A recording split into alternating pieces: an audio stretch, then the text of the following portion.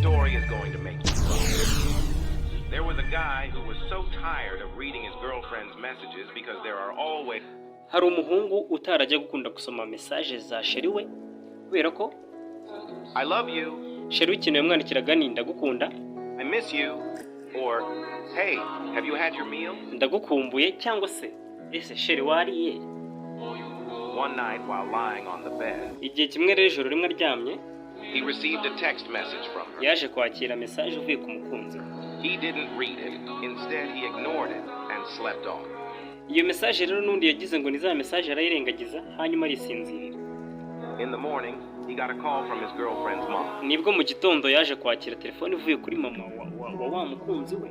She was crying helpless, Yari ari kurira byamurenze, telling him that his girlfriend was killed in the aramubwira ngo umukunzi we nijoro byaje kurangira yishwe. He remembered that he had unread message from the Nibwo rero umuhungu yaje kwibuka ko nimugoroba umukobwa yamwandikiye message ariko arayirengagiza ntiyayisoma. night of the incident. In the message, she was saying, "Honey, Kumbe ibyo bintu iyo message yimwandikiye ibyo bintu biri kuba nibwo yamwandikiye ngo please come and help me. Someone is following me." washeni ngo uyu mfashe hari umuntu uri kunkurikira. Morale of the Ikintu rero wakwigira mwino nkuru, story. Never ignore a person who loves you and cares for you. ntuzigere wirengagiza umuntu ugukunda kandi ubona unakwitayeho kwereka urukundo.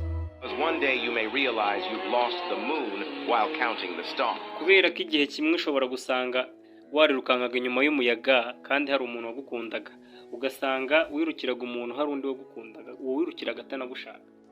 If you Person is different. Just because you feel ignored at some point doesn't mean the other person is